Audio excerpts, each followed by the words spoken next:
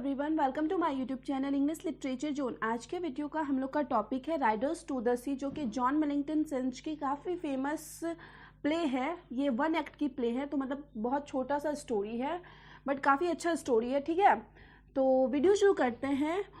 Video अगर आप लोग के सिलेबस का होगा, वीडियो के थ्रू आप लोग की हेल्प होती है ना, तो प्लीज़ आप लोग वीडियो को लाइक करना, चैनल को सब्सक्राइब करना और कमेंट करके बताना वीडियो आपको कैसा लगा।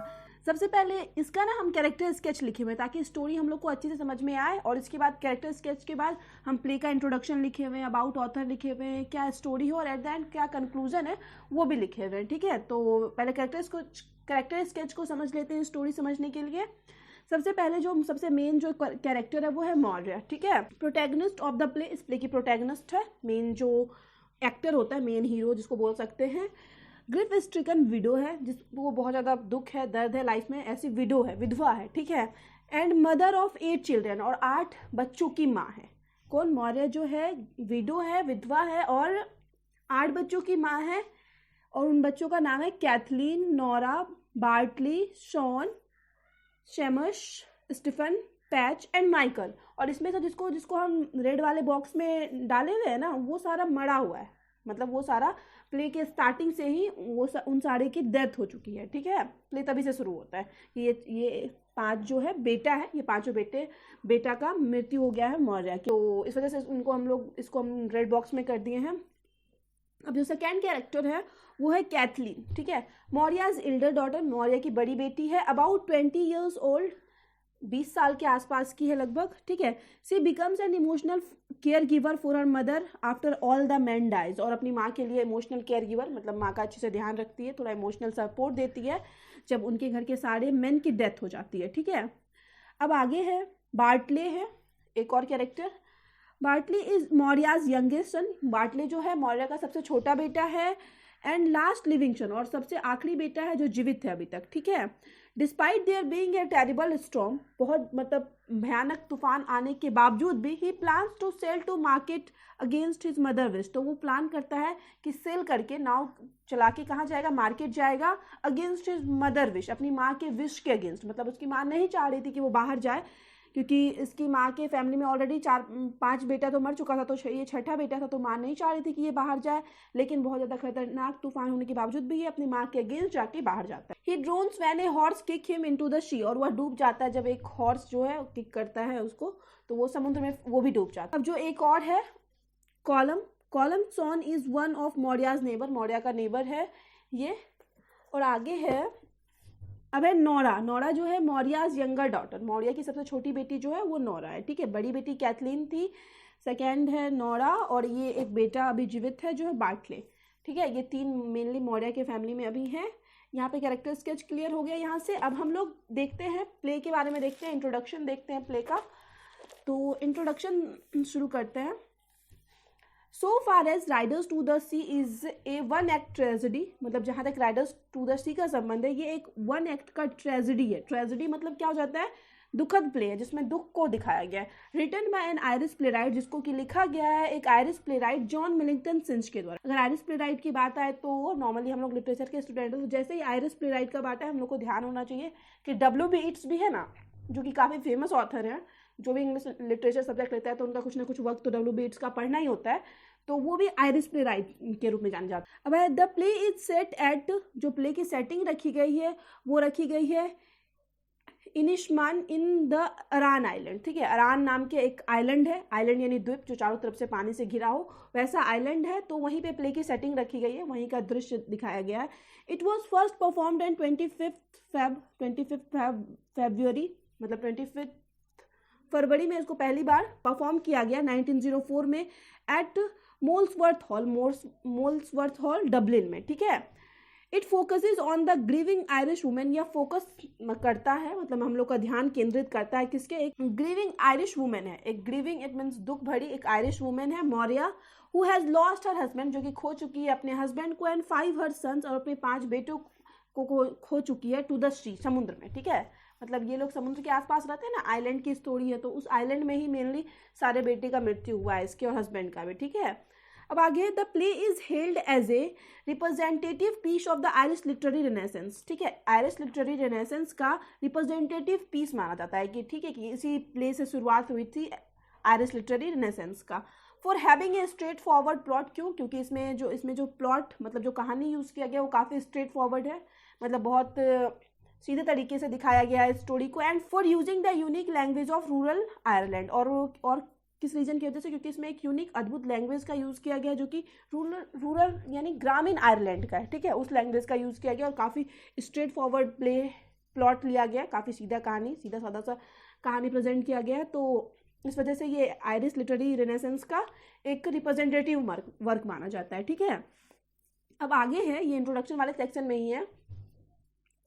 Riders to the C is considered एक क्लासिक वर्क माना जाता है, ठीक है, क्लासिक यानी उत्कृष्ट से श्रेष्ठ वर्क माना जाता है of the Irish literary renaissance का।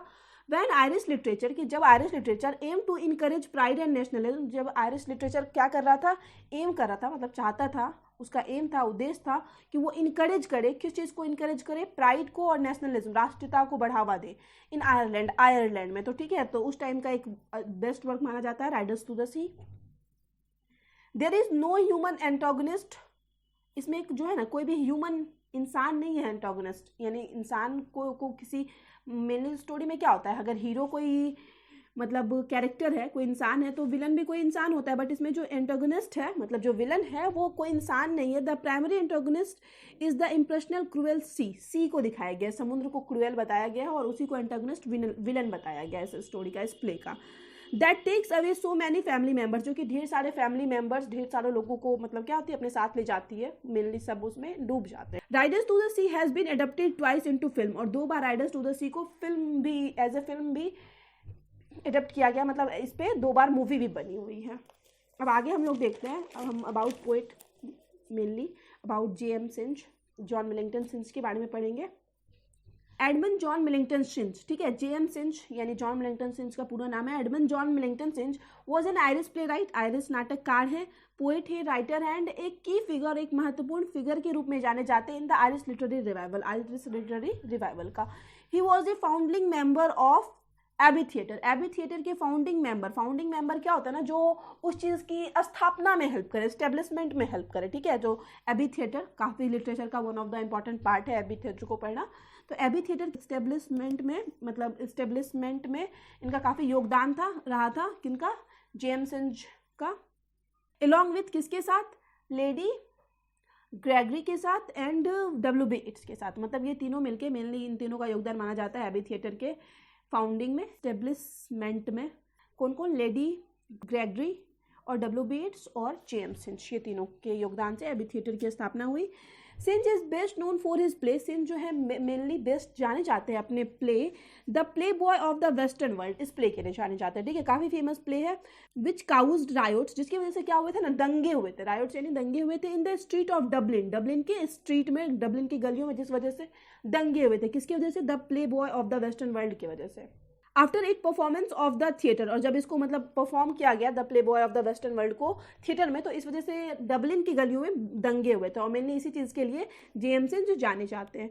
Considered one of the foremost English language dramatist, क्या जाने जाते हैं? फोरमोस्ट यानी प्रमुख इंग्लिश लैंग्वेज नाटककार के रूप में जाने जाते हैं। Synge was the most highly estimate playwright, बहुत ज़्यादा सम्मानित नाटककार है at the turn of 20th century, मतलब 20th सेंचुरी के स्टार्टिंग में, जिस टाइम 20th सेंचुरी स्टार्ट हुआ, तो उस टाइम के बहुत ज़्यादा सम्मानित प्ले राइट के रूप में, नाटककार के रूप में सिंच जाने जाते हैं।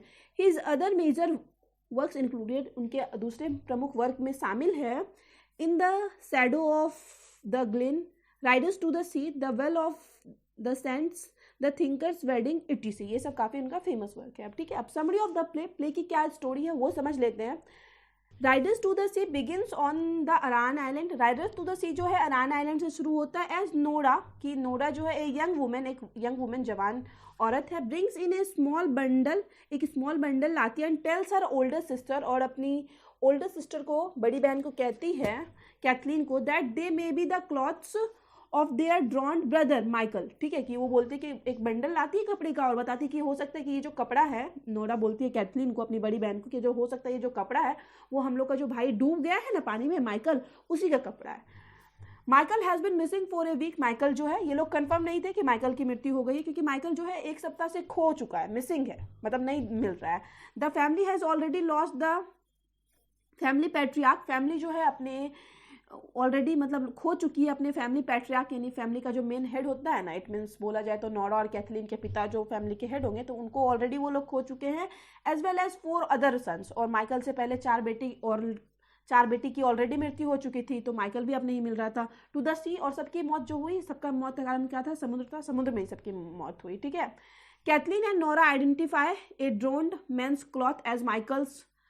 कैथलीन और नोरा पहचान लेती है उस कपड़ों को कि ये कपड़ा जो है उनके भाई माइकल का ही है, but hesitate to tell their mother, लेकिन अपनी माँ को बताने में डरती है। द डार्क ट्रूथ, इस डार्क सच्चाई, यानी ये जो कड़वी सच्चाई है उसको माँ को अपनी नहीं बता पा रही है ये दोनों, ठीक है। फिर आगे है when their only surviving brother, जब उन लोग का एक ही सर्वाइविंग ब्रदर मतलब जीवित भाई बचा था, बार्टले एंटर्स, प्रवेश करता है द कॉटेज, झोपड़ी में, it is to announce that he will be sailing that night, और वह मतलब वहाँ आके वो अनाउंस क्या करता है, क्या बताता है कि वह उस नाइट सेलिंग करने वाला है, वो भी समुद्र में जाने वाला है, सेल करके मतलब नाव चलाने वाला है। Bartley is determined to go to the horse fair, Bartley जो है वो कंफर्म हो चुका था कि वो निश्चित था कि उसको जाना है हॉर्स फेयर यानी घोड़ों के मेले में। इन कहाँ पे घोड़ों का मेला लगा हुआ है, कॉनेमारा, ठीक है, कॉनेमारा नाम का जगह है जहाँ हॉर्स फेयर लगा हुआ है, और इसको बार्टले को कुछ घोड़े बेचने थे पैसों के लिए अपने घर के, तो इस वजह से ये चाहता है कि उसी रात वो जाए, डिस्पाइट द बैड वेदर, मौसम खराब होने के बावजूद, ठीक है। मौर्या जो है मतलब इन तीनों की जो माँ है वो काफ़ी एंग्जियस यानी चिंतित होती है, आस्किंग हिम, और उसको कहती है what is the price of 1000 horse, की मतलब क्या प्राइस हो सकती है 1000 मतलब हजारों घोड़ों की, अगेंस्ट ए सन, एक बेटे के बदले, where there is 1 son only, जब वहाँ पे सिर्फ एक ही बेटा हो, मतलब ये बात मौर्य जो है बोलती है अपने बेटे को ही कि क्या प्राइस हो सकती है घोड़ों की, तुम पैसे के लिए जा रहे हो, कहने का सेंस ये है। तो जिसका 4-5 बेटा नहीं रहा, 5 बेटा और उसका आखिरी बेटा है, तो उसके लिए मतलब क्या प्राइस हो सकती है हजारों घोड़ों की एक बेटे के बदले। अब आगे है बार्टली, हाउएवर, हालांकि जो बार्टली है continues to prepare for his journey, ये कंफर्म था कि इसको जाना है, तो ये अपने जर्नी की यात्रा की तैयारी कर रहा है।